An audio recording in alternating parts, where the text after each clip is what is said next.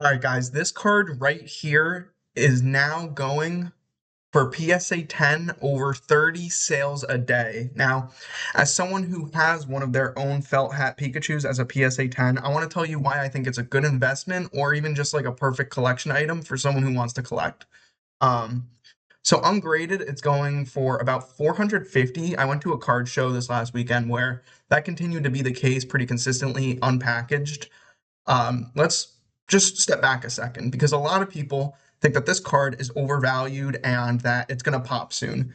Now, again, 30 sales every day for a PSA 10 is absolutely crazy.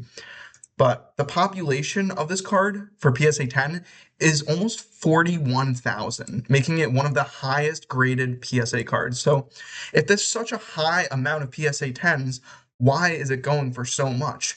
Well, first we need to go back and I want to just talk about, for those who don't know, how you were able to get a felt hat Pikachu. So, during the Van Gogh collaboration at the Pokemon Center during a limited time in 2023, I believe, I have to check the bottom of the card. Yep.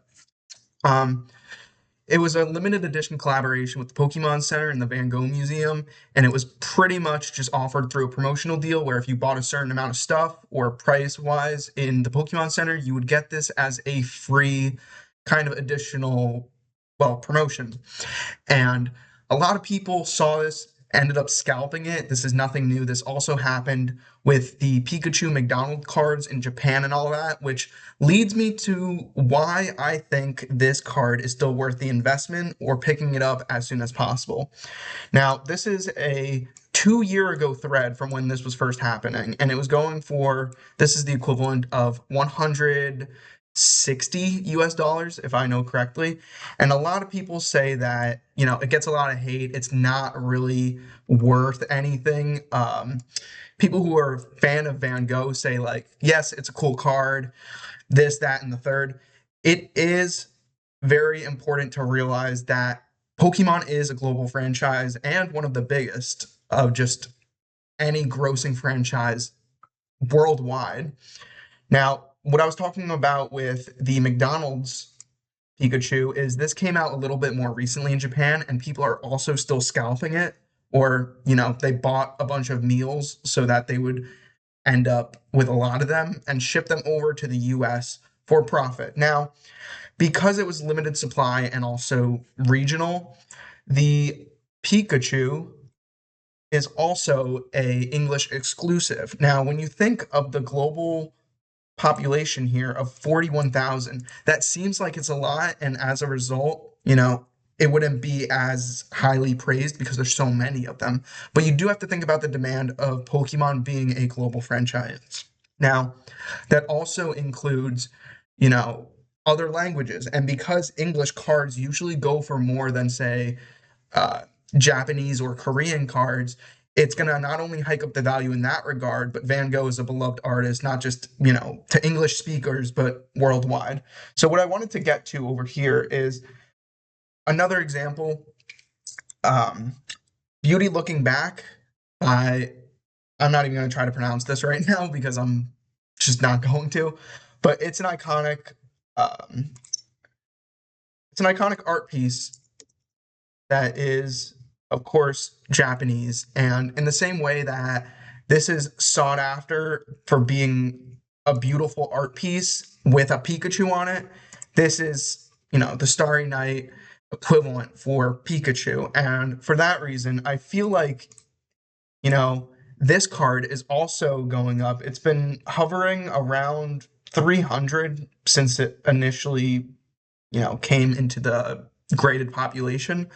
But as it spikes even more, I think this fuels the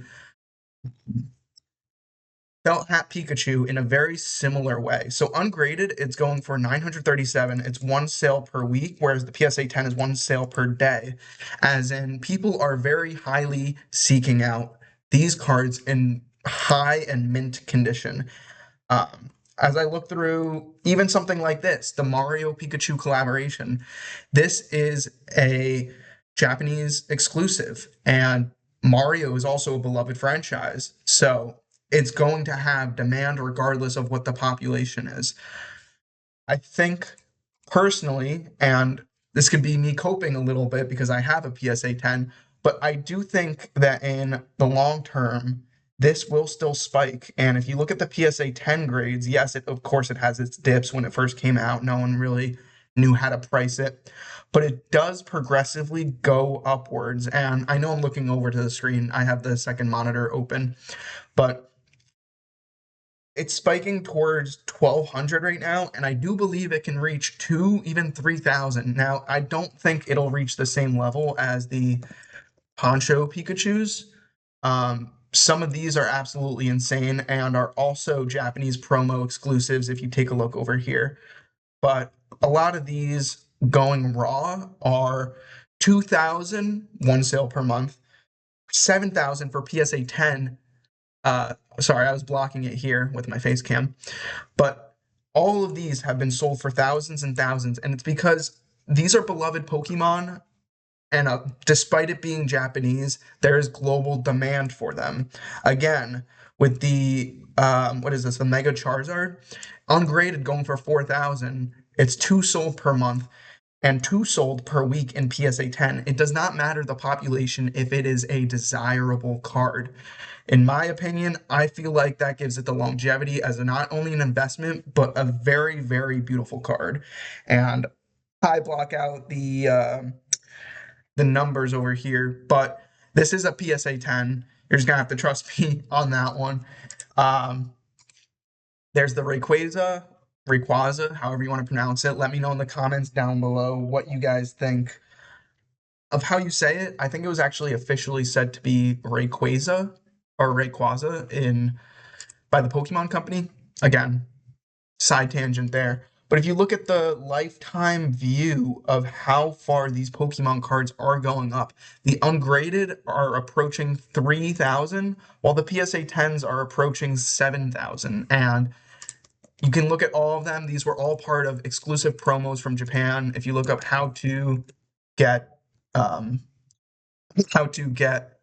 Poncho Pikachu, you could see that it's from these boxes. I don't think they're actually going to show the boxes here. These boxes, they're exclusives that are a pretty big deal, and as well as these cards, these were part of promotionals that are no longer available. So, in my opinion, again, I hope this ages well, but I do think just as these beloved artist collaborations with Pikachu will go up, I believe that these will as well, despite Pikachu felt hat Scalper. Despite the fact that people are already holding on to dozens and dozens of these being hoarded, I wanted to try to find, people have multiple of these. It does not stop the fact that Van Gogh is a beloved artist. Pikachu is one of the most iconic characters from one of the top grossing franchises, and that's why I believe it will go up. And I want to know what you guys think down in the comments below. I'd love to hear any debate. And subscribe because this is the first video I have on my channel. We're going to see how far this goes. Take it easy. Have a good one.